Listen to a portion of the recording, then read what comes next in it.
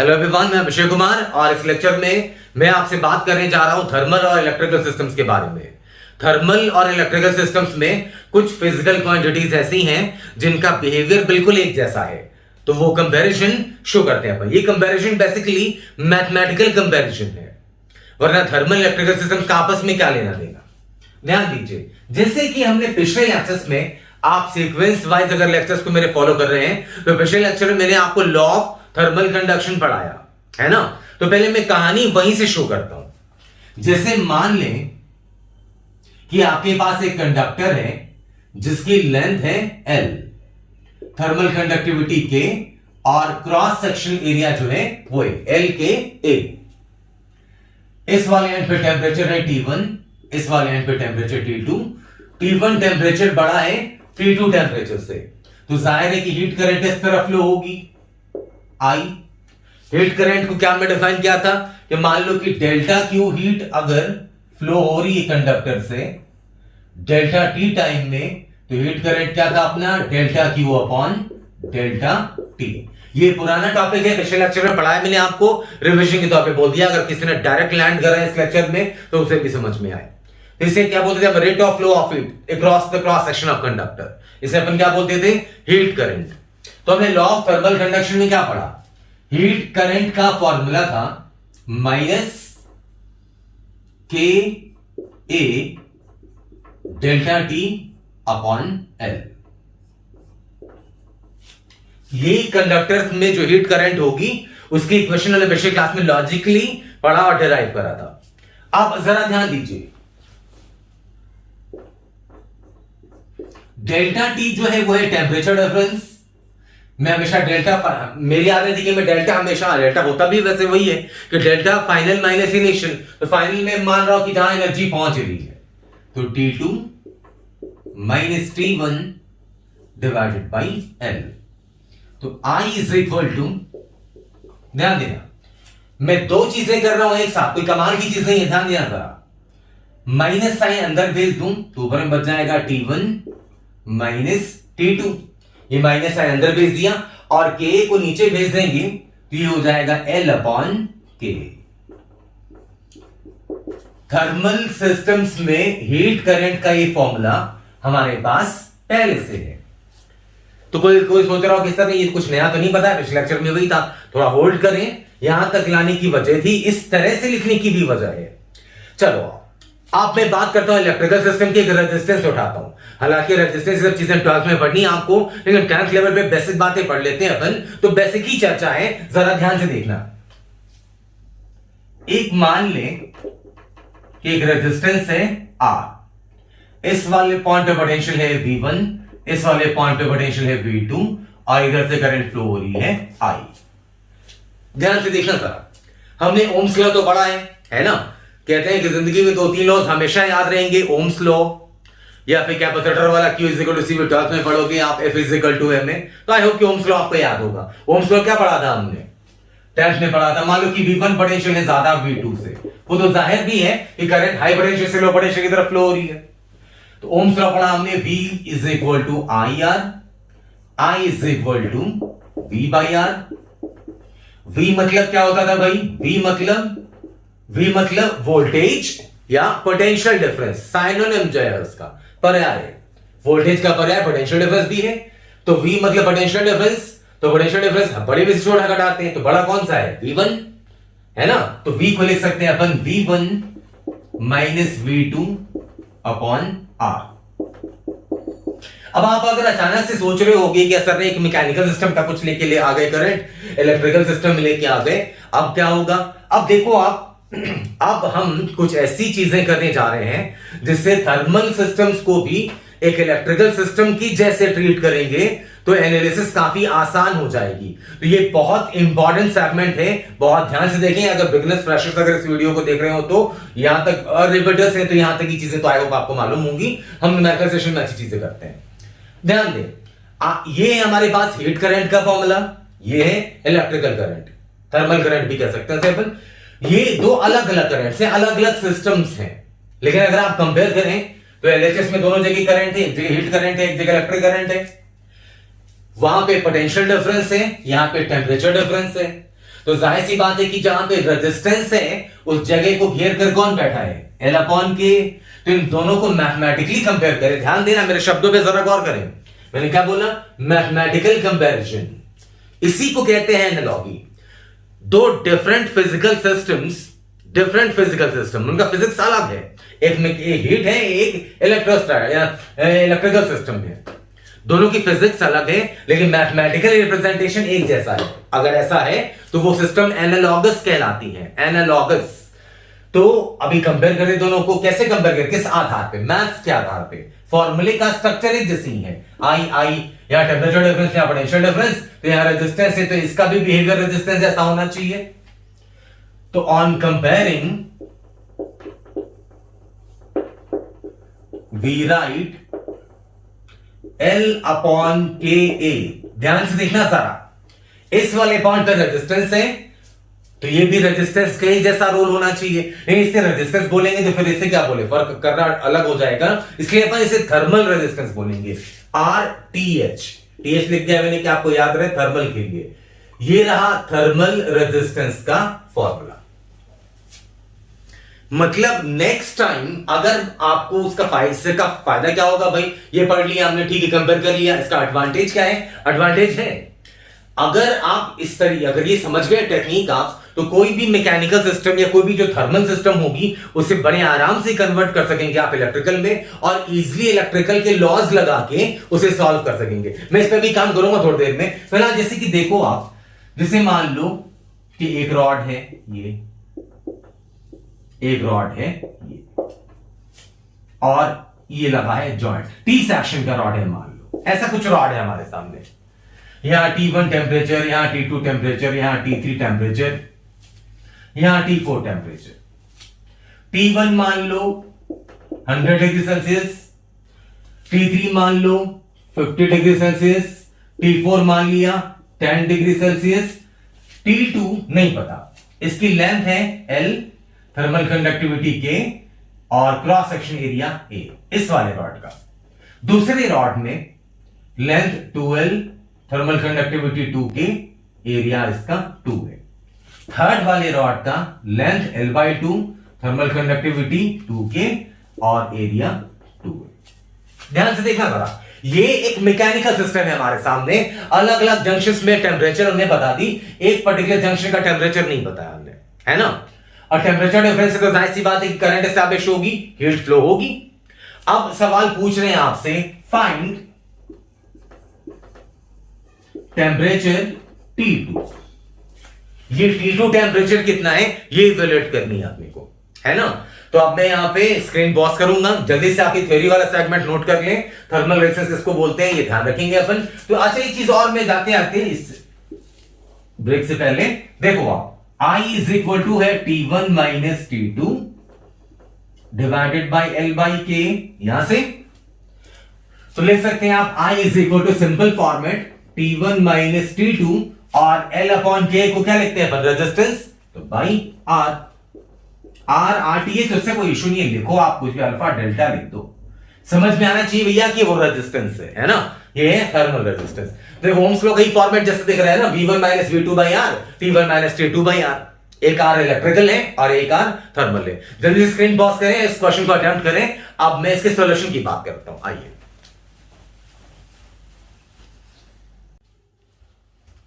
आई hope कि आपने attempt कर लिया होगा क्वेश्चन, अब मैं भी इसे सॉल्व कर लूं, ध्यान दें।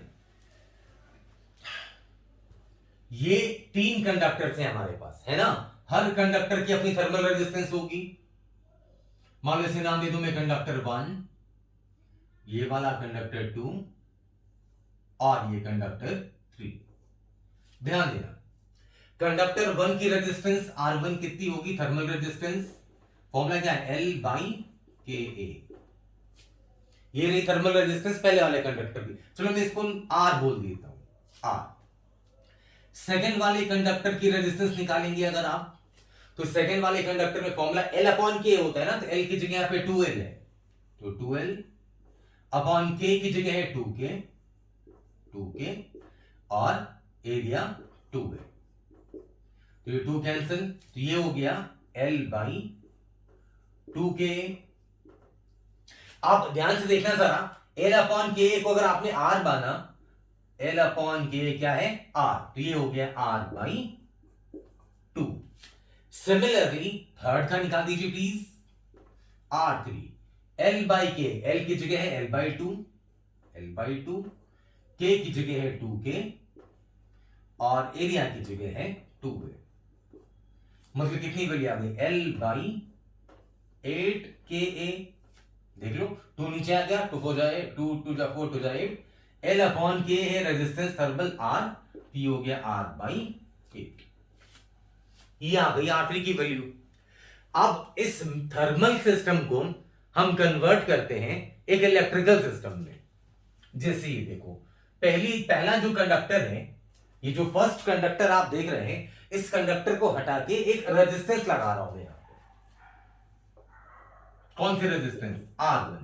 लेकिन ये इलेक्ट्रिकल रेजिस्टेंस नहीं है, रिप्रेजेंटेशन वैसी है ये थर्मल रेजिस्टेंस। R1 की वैल्यू कितनी है, सिर्फ R, ये है R।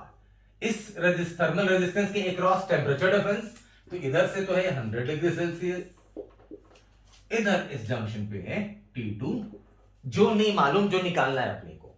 यहां से इधर आ जाओ तो 2 से कनेक्टेड है दूसरी रेजिस्टेंस जो R2 है, उसकी एक तरफ तो ये T2 है कॉमन, ये कॉमन है आपका T2। R2 की वैल्यू कितनी है भाई, R बाई 2, और इसके एक तरफ है 50 डिग्री सेल्सियस, T हो गया इधर जंक्शन का टेंपरेचर 50 डिग्री सेल्सियस। क्लियर है पॉइंट ये। अब ध्यान दें, T2 से नीचे निकली एक और, तो T2 है ना यहां पे टेंपरेचर ये, तो यहां से नीचे निकली ये R3 जो कि है R बाई 8 निकाला हमने, और T2 की इस तरफ यहां टेंपरेचर 10 डिग्री सेल्सियस, ये ध्यान दें। तो थोड़ा सा सिंप्लीफाइड डायग्राम बना। अब जेई के लिए अगर आप काम कर रहे हैं, यूनिट के लिए काम कर रहे हैं अगर, तो फाउंडेशन में बहुत सी चीजें ये सब पढ़ा देते हैं अपन बच्चों को, तो ये ऐसी चीज नहीं है जो जिससे आप वाकिफ ना हो, और अगर नहीं पढ़ा तो थोड़ी सी बात है, सुन लो, कोई रॉकेट साइंस नहीं है। एक कॉन्सेप्ट है, इसे बोलते हैं किरचॉफ्स करंट लॉ, कि जंक्शन में जितनी करंट पहुंचेगी उतनी निकलेगी बात, इतनी छोटी सी बात। जैसे मान लो कि T2 का टेंपरेचर पता ही कितना है, तो R2 में हीट करंट की डायरेक्शन कौन सी है पता है हमें, नहीं हो सकता। अगर T2 बड़ा होगा तो राइट हैंड साइड, अगर T2 50 से छोटा होगा तो ये लेफ्ट हैंड साइड इस तरफ, तो हमें नहीं मालूम। तो कोई सी भी करंट की डायरेक्शन दिखा दे, वो अपनी मर्जी से जो आपका मन करे। इधर दिखा दिया मैंने I1, तो अगर I1 दिखाई मैंने, तो कोई बच्चा मुझसे पूछ सकता है कि सर इसका मतलब आपने माना है कि T2 जो है वो 100 से कम आएगा, तो T2 100, तो फिर I1 की वैल्यू तो इधर होनी चाहिए, आपने माना। हो सकता है T2 बड़ा हो जाए तो इधर वो हीट करंट हो सकता है, फिलहाल नहीं मालूम तो मान लो डायरेक्शन बाद में चेंज हो जाएगा। इस वाले में मान लिया मैंने इधर I2 हीट करंट, और इधर मान लिया ये बाहर की तरफ I3, कि यहां से बाहर आ रही हीट करंट I3। तो इलेक्ट्रिकल सिस्टम में कॉन्सेप्ट ये है कि जंक्शन पे जितनी करंट पहुंचेगी उतनी करंट निकल जाएगी जंक्शन से बाहर। मान लो 3 वायर का जंक्शन है, यहां से मान लो जहां पे तीनों वायर मिल रहे हैं, तो ये इन दोनों से जितनी करंट आ रही होगी तो बाहर उतनी ही निकल रही होगी। इसमें से 2 आ रही, इसमें से 3 आ रही, तो बाहर इसमें से 5 निकलेगी। श्योरिटी है, इसे बोलते हैं किरचॉफ्स करंट लॉ, वही लगा रहे हैं अपन यहां पे। देखो इधर I1 करंट जंक्शन पे पहुंची, I2 पहुंची, इतनी हीट करंट पहुंची जंक्शन पे। तो जी मैं एज्यूम कर लूं कि आइडियल कंडीशन से लॉसेस नहीं हुई, तो जितनी हीट पहुंचेगी उतनी ही बाहर निकलनी चाहिए, यही तो मान के चलेंगे अपन कि आइडियल है सारा सिस्टम। तो जितनी हीट करंट पहुंची उतनी हीट करंट बाहर, इज इक्वल टू I3। अब I1 लिख सकते हैं, I2 I3 लिख सकते हैं क्या अपन। हीट करंट का फॉर्मूला अभी हमने क्या डिराइव किया था भाई, T1 minus T2 upon thermal resistance RTH, ये डिराइव किया था, है ना। तो रख दो I1 इसमें, तो T1 जिस डायरेक्शन को मैंने चूज करा है उसके मुताबिक, तो मुझे वो आप चेंज कर भी सकते हैं, ऐसा नहीं है, आप चेंज करके अपने हिसाब से कुछ भी ले लो डायरेक्शन, जो मन करे, और आंसर कंपेयर करेंगे सेम आएगा सबका। तो I1 पहुंची, तो I1 को लिख सकता हूं मैं T1 माइनस T2, यहां से चलिए तो 100 माइनस T2, जहां पहुंची वहां टेंपरेचर T2, डिवाइडेड बाय इस वाले की थर्मल रेजिस्टेंस है R, प्लस I2 इस तरफ से आ रही है तो 50, जहां से आ रही है वो बड़ा टेंपरेचर, माइनस छोटा temperature T2 divided by R2 की रेजिस्टेंस है R/2 is equal to I3 हो गया, देखो I3 यहां से आ रही, T2 से निकल के आ रही बाहर, तो T2 minus 10 divided by R/8। ठीक, कितना हो गया 100, R तो सब में कट गया भाई, तो 100 माइनस T2 प्लस 2 गया ऊपर, तो 100 माइनस 2T2, 8 ऊपर गया तो 8T2 माइनस 80। अब गुना भाग करना ऐसे कोई कमाल की चीज नहीं है, चलो मैं कर देता हूं एक्सपर्ट। कितना आ गया, 2 1 3 उधर गया, तो 11T2 is equal to 100 plus 100 200 plus 280। गुना भाग देख लेना, कैलकुलेशन की कोई जवाबदेही नहीं है भैया, वो देख लेना कि सही किया कि नहीं किया। ये टेम्परेचर आ गया जंक्शन का T2। तो देखो मैंने एक थर्मल सिस्टम की बात करी यहां पे, लेकिन मैंने इसको कन्वर्ट कर दिया इलेक्ट्रिकल सिस्टम की जैसा, और ये कॉन्सेप्ट जो लगा है वो भी इलेक्ट्रिकल सिस्टम वाला ही है। हालांकि थर्मल में पूरा वैलिड है कि जितनी हीट यहां से आ रही है उतनी तो हीट निकलेगी बाहर, आइडियल कंडीशंस में, जो मान के अपन चल रहे हैं, जो पढ़ाई के सिलेबस के पार्ट है अपना। तो जितनी हीट करंट यहां से आई उतनी हीट करंट निकल गई, और हीट करंट को लिख दिया हमने वैसी जैसे भी एनालॉजी से लेकर आए थे। तो इससे चीजें होंगी आसान। अभी और भी काफी इलस्ट्रेशंस हैं, लेकिन अब शायद आपको इसका अंदाजा हो गया हो कि थर्मल सिस्टम को मैकेनिकल में कन्वर्ट कर लेने से चीजें बहुत आसान हो जाया करती। जल्दी स्क्रीन पॉज करें, इसे नोट करें, हम मूव करते हैं अगले इलस्ट्रेशन की तरफ।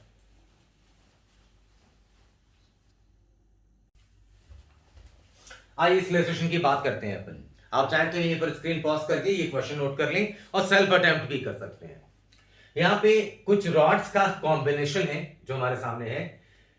इस वाले रॉड की बात तो नहीं करी उन्होंने, लेकिन इस वाले जंक्शन का टेम्परेचर 100, इस जंक्शन का T1, यहां T2, यहां 0।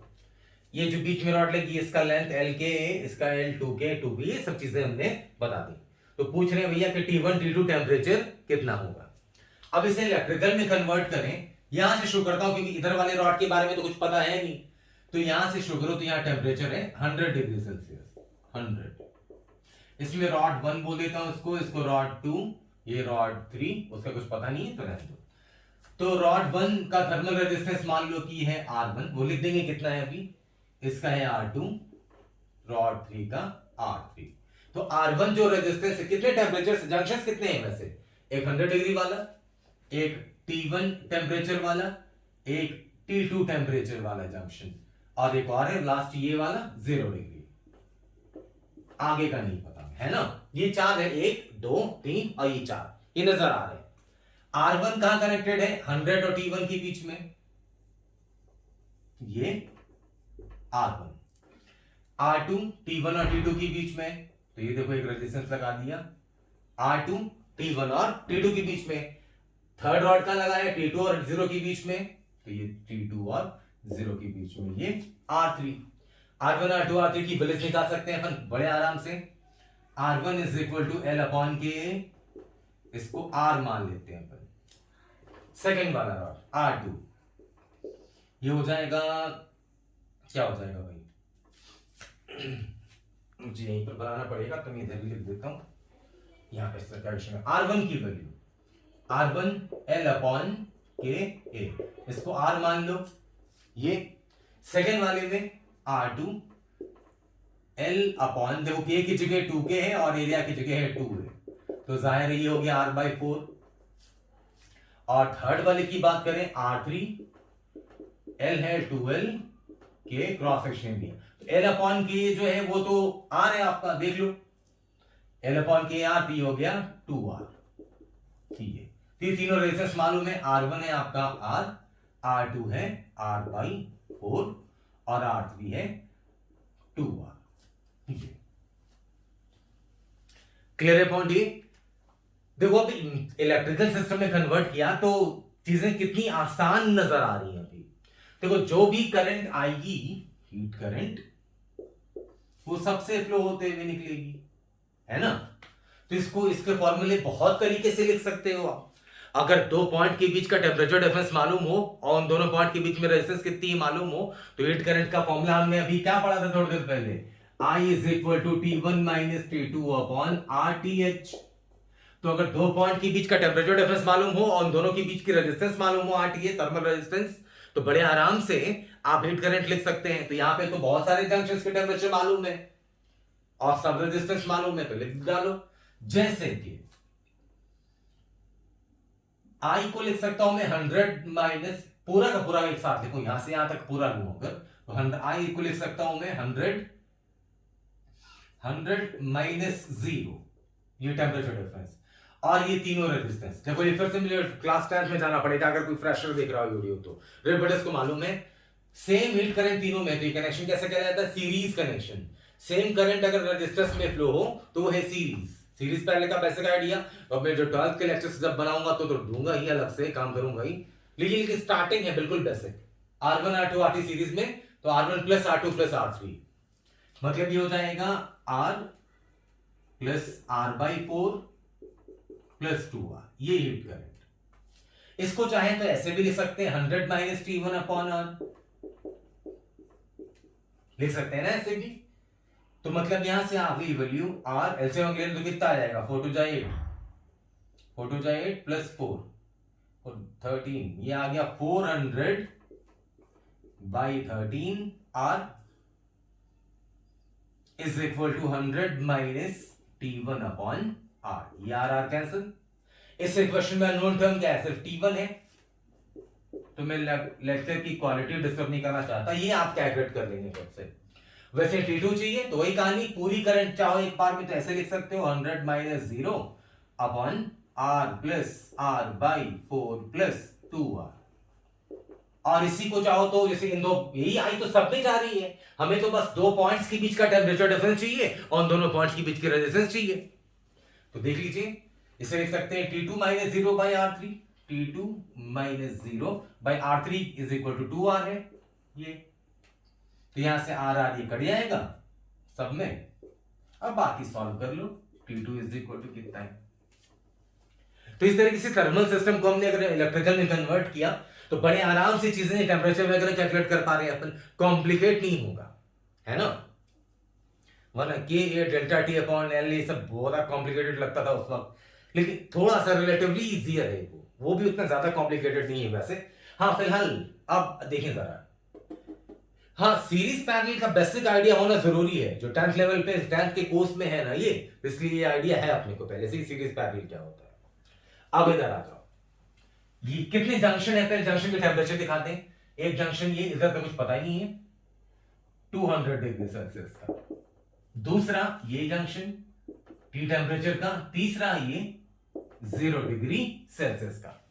क्लियर है अबाउट ये? अब इन दोनों के बीच में देख लो, मान लो कि रॉड 1 है ऊपर वाला और ये रॉड 2 है, तो रॉड 1 कहां लगा है? 200 और टी के बीच में। 200 कैसे भी बना दो, ये नहीं कि सर ने ऊपर ही क्यों बना दिया, R1 लिख देता हूं मैं, आप कैसे भी बना दो। और रॉड 2 भी लगा है 200 और टी के बीच में, मतलब ये भी लिख सकते हैं अपन यहां से, ये R2 और ये रॉड 3 मान ले, ये लगा है T और 0 के बीच में, ऐसा कुछ R3। अब पूछ रहे हैं आपसे कि जंक्शन T का टेम्परेचर कितना है, ये इस वाले जंक्शन का जो टेम्परेचर T है उसकी वैल्यू इवैल्यूएट करें। अब बड़े आराम से कर सकते हैं आप ये काम, ध्यान दें। यहां से हीट करंट आई होगी, है ना, तो टोटल रेजिस्टेंस कितनी होगी? इक्विवेलेंट 10th में जो पढ़ा था आपने, ये दोनों है पैरेलल और R3 के साथ series, R1 parallel to R2, R3 के साथ सीरीज। R1 की वैल्यू वैसे कितनी हो सकती है भाई? R1 को लिख सकते हैं L अपॉन K, इसको R मान लो। R2 की वैल्यू कितनी हो सकती है भाई? L अपॉन 2K, मतलब ये हो गया R/2। R अगर ये था तो 2K तो R/2, और R3 ये है 2L अपॉन 2K इंटू 2 है, मतलब ये 2 कट गया तो ये भी आ गई वैल्यू R/2। ध्यान दें, लिख सकते हैं अपन ऐसा। तो R1 R2 पैरेलल, R1 की वैल्यू है R और R2 की वैल्यू है R/2 प्लस R3। दो रेजिस्टेंस पैरेलल में हो, अगर R1 R2 पैरेलल में हो तो इक्विवेलेंट का फॉर्मूला क्या पढ़ा था 10th में अपन ने, R1 into R2 by R1 plus R2, मतलब R1 into R2 R1 plus R2।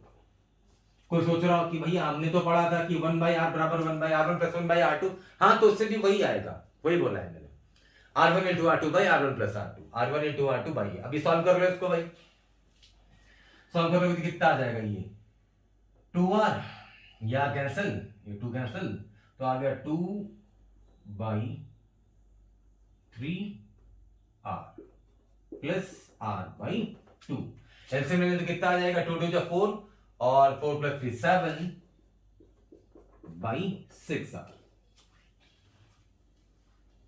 इतनी है इक्विवेलेंट रेजिस्टेंस। अब ध्यान देना था यहां पे, इसके लिए अगर आप चाहे तो स्क्रीन पॉज करके नोट कर लें, ध्यान देना, ये चलो मैं नीचे लिख देता हूं। इस करंट I एक स्टेप लिख रहा हूं, I को लिख सकता हूं मैं 200 माइनस 0, I को लिखने का अलग अलग, जिसमें मैंने I को यहां पे अलग अलग तरीके से लिखा, वैसे मैं चाहूं तो I को यहां भी लिख सकता हूं अलग अलग तरीके से। तो 200 minus 0 divided by total resistance कितनी है 7 बाई 6R, शुरू से आखिरी तक ले रहे हैं ना तो इक्विवेलेंट लेना पड़ेगा, टोटल लिख सकते हैं ऐसे, या फिर वही जो I यहां पे एंटर हुई, हालांकि यहां पे बटी होगी है ना, यहां पे बटी होगी लेकिन दोनों मिलकर वापस निकली होगी वही I यहां पे, तो इस I को ऐसे भी लिख सकते हैं t minus 0 divided by R3, R3 कितना है भैया R बाई 2, यहां से R कैंसिल कर लेंगे, सॉल्व कर लेंगे तो यहां से t की वैल्यू आ जाएगी। तो जो कॉम्प्लिकेटेड थर्मल सिस्टम्स होंगे ना, कॉम्प्लिकेट कहने का मतलब कि जहां पे कैलकुलेशंस कॉम्प्लेक्स हो सकती हैं, उन्हें इलेक्ट्रिकल मेथड से अगर ट्रीट करोगे उन्हें, तो आप क्वेश्चन आपको इजी आसान लगने लगेगा फिर। तो आई होप ये चीज, हाँ ये थोड़ा इलेक्ट्रिकल थोड़ा बोला मैंने, तो वही आज की क्लास के टॉपिक है अपना कि थर्मल सिस्टम्स और इलेक्ट्रिकल के बीच में एनालॉजी। तो थर्मल तो पढ़ ही रहे थे, अब हम इलेक्ट्रिकल के फंडे लगा रहे हैं थर्मल सिस्टम्स के अंदर। और ये चीज अगर आपको ढंग से समझ में आ गई तो थर्मल सिस्टम्स में टेम्परेचर की कोई वैल्यू नहीं, कोई औकात नहीं, हमेशा बड़े आराम से निकाल लोगे आप। तो अभी दो एक चीजें और बात करनी है मुझे, स्क्रीन पॉज कर लें और इसे नोट कर लें।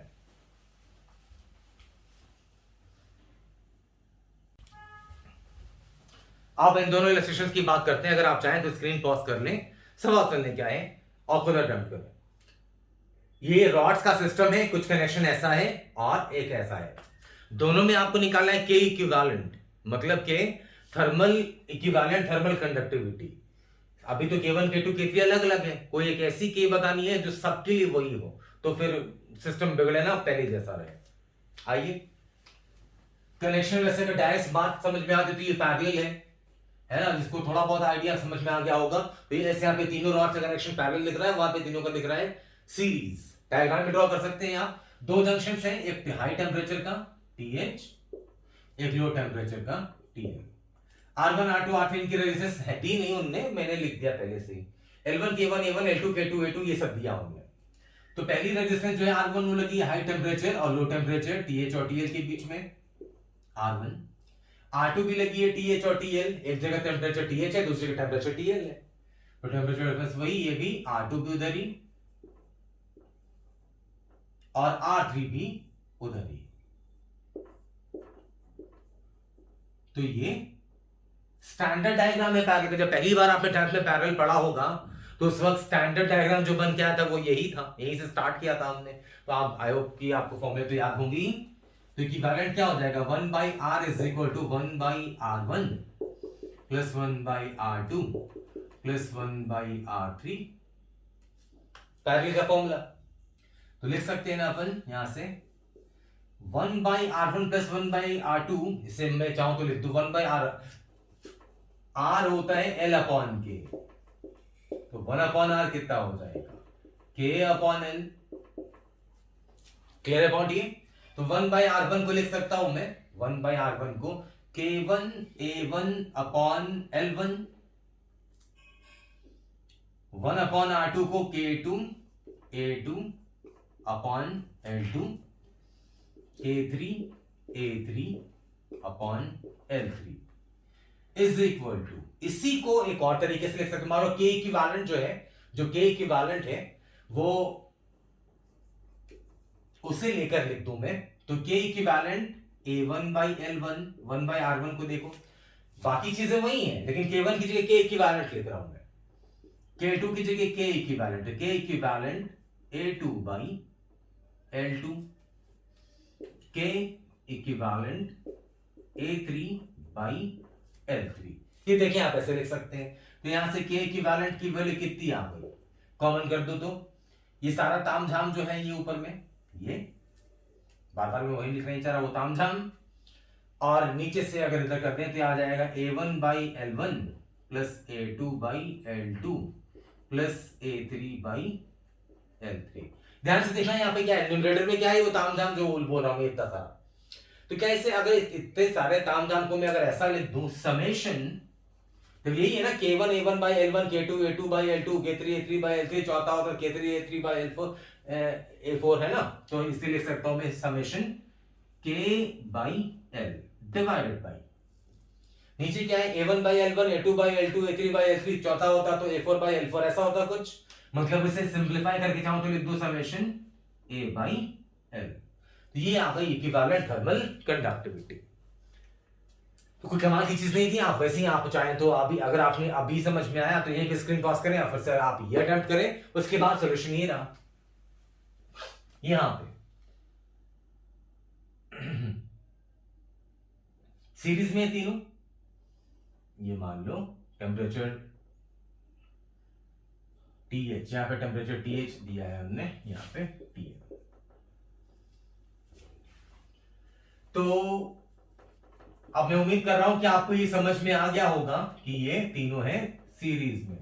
तो R इक्विवेलेंट क्या हो जाएगा, R1 plus R2 plus R3।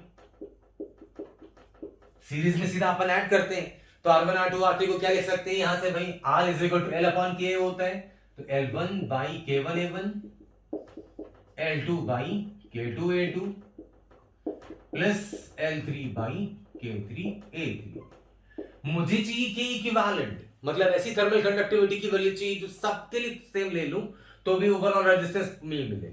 तो यही चीज लिख रहा हूं मैं फिर से, लेकिन L1/K1 की जगह के इक्विवेलेंट, जो कॉमन सबके लिए लाने वाले हैं अपन, वो बाकी L1 A1 तो है ही, K2 की जगह के equivalent A2, L3/K equivalent A3। तो 1/K equivalent is equal to आ जाएगा यहां से L1/K1A1, वही सारा तामझाम, plus L2/K2A2 plus L3/K3A3 divided by, देख लो इधर 1/K इक्विवेलेंट कॉमन किया तो L1/A1 L2/A2 L3/3 आएगा, वो नीचे भेज दे रहा हूं मैं। तो ये आ गया L1/A1 plus L2/A2 plus L3/A3। और भी हो सकते थे ऐसे सिस्टम में, 3 4 5 जितने भी लगा दो। तो जनरलाइज्ड फॉर्म लिखना चाहूं मैं तो लिख दूं समेशन, ध्यान दें ये L/K, और नीचे है समेशन L/A, L1/A1, दो रॉड है L1/A1 प्लस L2/A2। तो वैसे 2 3 4 देते भी हूं, तो यहां से के इक्विवेलेंट की वैल्यू कितनी आ गई, उल्टा कर दो तो summation L/A divided by summation L/K। Series connection हुआ रॉड्स का तो इक्विवेलेंट थर्मल कंडक्टिविटी का फॉर्मूला ये रहा, और पैरेलल कनेक्शन रहा रॉड का तो ये रहा। यहाँ पे जगह नहीं थी इसलिए मैंने ये वाली चीज ध्यान लिखी नहीं, वो तो आई होप समझ ही लिया होगा आपने। अब ये रटने वाले की जरूरत नहीं है भैया, है ना, ऐसे कितने फॉर्मूले रटते चलोगे आप। वैसे कॉन्सेप्ट आपको सीरीज पैरेलल का आता है तो बड़े आराम से चीजें रिलेट कर सकते हैं आप। तो क्योंकि थर्मल सिस्टम को हम कंपेयर कर सकते हैं इलेक्ट्रिकल सिस्टम से, इसलिए इलेक्ट्रिकल सिस्टम के जो अच्छे अच्छे क्वेश्चंस हैं या जो अच्छे अच्छे कॉन्सेप्ट्स हैं वो थर्मल सिस्टम में आपको नजर आ सकते हैं, जैसे व्हीट स्टोन ब्रिज जैसे। तो आई होप ये कंपैरिजन जो इलेक्ट्रिकल मैकेनिकल सिस्टम्स के बीच में किया हमने वो आपको समझ में आई होंगी। अब आप थर्मल सिस्टम्स के क्वेश्चंस को कन्वर्ट कर सकते हैं इलेक्ट्रिकल सिस्टम में, और इलेक्ट्रिकल सिस्टम के जो अच्छे अच्छे कॉन्सेप्ट्स हैं वो भी नजर आ सकते हैं यहाँ पे। तो इनका इंटर रिलेशन ड्रॉपर्स के बैचेस में चीजें बहुत सारा मिक्स करके पढ़ा देते हैं अपन। जैसे कि व्हीटस्टोन ब्रिज के फंडे भी लग सकते हैं आपको। जब थर्मल में क्या इलेक्ट्रिकल में कन्वर्ट हो ही रहा है, तो इलेक्ट्रिकल में व्हीटस्टोन ब्रिज पढ़ना था, तो वैसा यहां पे मिल सकता है। तो इसलिए अलर्ट रहें। और जब इलेक्ट्रिकल की बहुत सारी चीजें आप 12th में पढ़ लेंगे तो और भी ज्यादा आसान लगने लग जाएगा आपको ये। It is one of the easiest topics of heat. तो मिलता हूं मैं अगले क्लास में नए टॉपिक के साथ। तब तक रिवीजन करते रहिए, और किसी किस्म की परेशानी हो तो मुझे फीडबैक कमेंट्स में जरूर बताएं। और जरूरतमंद लोग हैं जिनके बारे में कहता हूं, इनके बारे में ये मुहिम चलाता हूं मैं, कि जो बड़े बड़े दायना अफोर्ड नहीं कर पाते, अगर ऐसे टैलेंटेड बच्चे आपकी नजर में हैं तो उनके वीडियो चैनल रेफर करें। Thank you so much. जय हिंद, जय भारत।